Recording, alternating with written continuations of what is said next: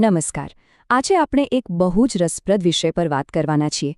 એક શિક્ષક તાલીમ મોડ્યુલ છે જે એ સમજાવે છે કે ગણિત, જે ઘણા લોકો માટે ડરનો વિષય છે, એને પ્રેરણાનો સ્ત્રોત કેવી રીતે બનાવી શકાય. તો ચાલો આની પાછળની કળા અને વિજ્ઞાનને સમજીએ. તો સૌથી પહેલા એક સવાલ પૂછવો છે. શું ગણિત એટલે માત્ર આંકડા અને સૂત્રોની માયાજાળ? શું એ બસ એટલું જ છે કે પછી એનાથી પણ વિશેષ કંઈક છે જે આપણી આસપાસ, આપણી દુનિયામાં જ છુપાયેલું છે? તમે જુઓ, તાજમહેલ, એની સુંદરતા પાછળનું રહસ્ય શું છે?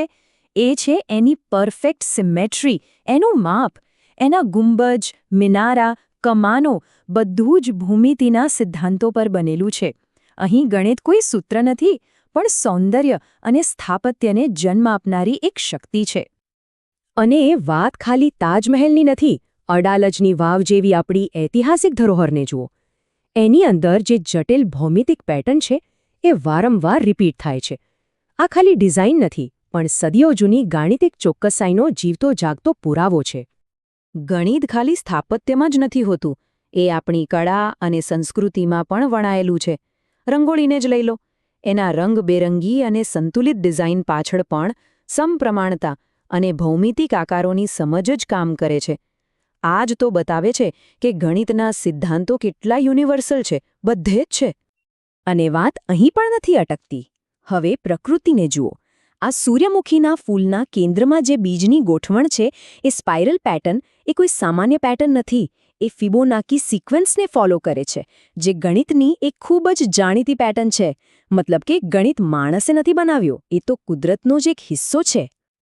તો આ બધા ઉદાહરણો જોયા પછી એક સવાલ થાય છે, બરાબર ને? કે જો ગણિત કળામાં, સ્થાપત્યમાં અને કુદરતમાં આટલું સુંદર છે, તો પછી ક્લાસરૂમમાં એ ડરનો વિષય કેમ બની જાય છે? બસ આ જ સવાલ આપણને આપણા પહેલા વિભાગ તરફ લઈ જાય છે. ગણિત ભય નહીં, સૌંદર્ય છે. જો આધુનિક ગણિત શિક્ષણનો ધ્યેય બહુ સીધો અને સ્પષ્ટ છે. જે મેથ્સ ફોબિયા કે ગણિતનો ડર છે ને, એનાથી આગળ વધવાનું છે અને આ વિષયની અંદર જે તર્ક અને ક્રિએટિવિટી છુપાયેલી છે એને બહાર લાવવાની છે. આ જ આ આખા ટ્રેનિંગ મોડ્યુલનો મૂળ ઉદ્દેશ છે. ઓકે, તો હવે આપણે શા માટે આવું કરવું જોઈએ, ત્યાંથી શું કરવું જોઈએ એના પર આવીએ. આ નવા શિક્ષણ અભિગમ પાછળનો જે મૂળભૂત કોન્સેપ્ટ છે, ચાલો એને સમજીએ. અહીં જ્ઞાનના બે મુખ્ય પ્રકારોની વાત છે. પહેલું છે સાંકલ્પનાત્મક જ્ઞાન, એટલે કે કોન્સેપ્ચ્યુઅલ નોલેજ, અને બીજું છે કાર્યપ્રણાલીગત જ્ઞાન, એટલે કે પ્રોસિજરલ નોલેજ. હવે આ બંને શું છે અને એની વચ્ચેનો તફાવત સમજવો એ ખૂબ જ જરૂરી છે. ચાલો આની એકદમ સરળ ઉદાહરણથી સમજીએ. માની લો કે તમે કોઈ રેસિપી જોઈને રસોઈ બનાવો છો. તો પ્રોસિજરલ નોલેજ એટલે કે રેસિપીના સ્ટેપ્સને ફોલો કરવા. તમે વાનગી તો બનાવી લેશો, પણ જો કોઈ એક સામગ્રી ન હોય તો તમે અટકી જશો. પણ કોન્સેપ્ચ્યુઅલ નોલેજ એટલે એ જાણવું કે રેસિપી કામ કેમ કરે છે, કઈ સામગ્રી શું કામ કરે છે. અને જો આ ખબર હોય તો તમે પ્રયોગ પણ કરી શકો, કંઈક નવું પણ બનાવી શકો. હવે આ જ વાતને ગણિતમાં લગાવીને જોઈએ. એક વિદ્યાર્થી છે જેણે પરિમિતિનું સૂત્ર ગોખી લીધું છે, P = 2L/B. જો એ સૂત્ર ભૂલી ગયો તો દાખલો ત્યાં જ પૂરો, એ અટકી જશે. પણ જે વિદ્યાર્થી પાસે કોન્સેપ્ચ્યુઅલ નોલેજ છે, એ સમજે છે કે પરિમિતિ એટલે તો બધી બાજુઓનો સરવાળો, એને સૂત્રની જરૂર જ નથી. એ હંમેશા જવાબ શોધી કાઢશે. આ જ છે સાચી સમજની તાકાત.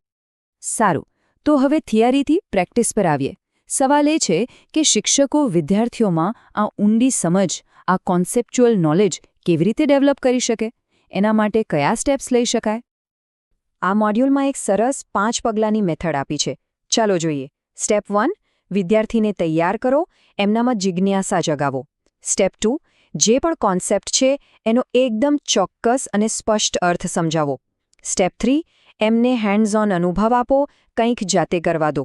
સ્ટેપ 4, એમણે સાચે જ સમજ્યું છે કે નહીં એ ચેક કરો. અને છેલ્લે સ્ટેપ 5, એ જે શીખ્યા છે એને કોઈ નવી જગ્યાએ, નવી પરિસ્થિતિમાં એપ્લાય કરવાની તક આપો. એકદમ સિસ્ટમેટિક એપ્રોચ છે. ઓકે, તો આ બધું કર્યા પછી આ શિક્ષણ પદ્ધતિનું ફાઇનલ પરિણામ શું આવે? એના લાંબા ગાળાના ફાયદા શું છે? ચાલો એના પર ફોકસ કરીએ.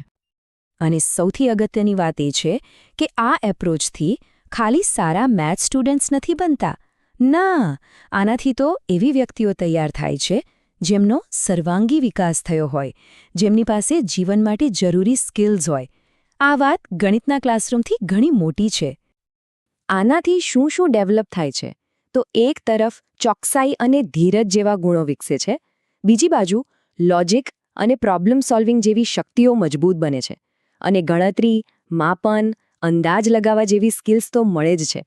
હવે વિચારો, આ બધું જીવનમાં ક્યાં કામ નહીં આવે? અને આ જીસીઆરટી મોડ્યુલ પણ આ જ વાત પર ભાર મૂકે છે. એ કહે છે કે ગણિત દ્વારા વિકસિત ગુણો, શક્તિઓ અને કૌશલ્યો જીવનમાં અત્યંત ઉપયોગી છે. સાવ સાચી વાત છે. એક રીતે જોઈએ તો ગણિત શીખવવું એટલે જીવન જીવતા શીખવવું. તો અંતે આપણે સૌએ આ એક સવાલ પર વિચારવાની જરૂર છે. શું આપણે વિદ્યાર્થીઓને ખાલી ગણતરી કરતા શીખવી રહ્યા છીએ, કે પછી આપણે તેમને વિચારતા શીખવી રહ્યા છીએ? કારણ કે આ સમજૂતીનો સાર એ જ છે કે સાચું ગણિત શિક્ષણ જવાબો ગોખવાવા માટે નથી, પણ સાચા સવાલો પૂછવાની અને તર્કબદ્ધ રીતે વિચારવાની ક્ષમતા કેળવવા માટે છે.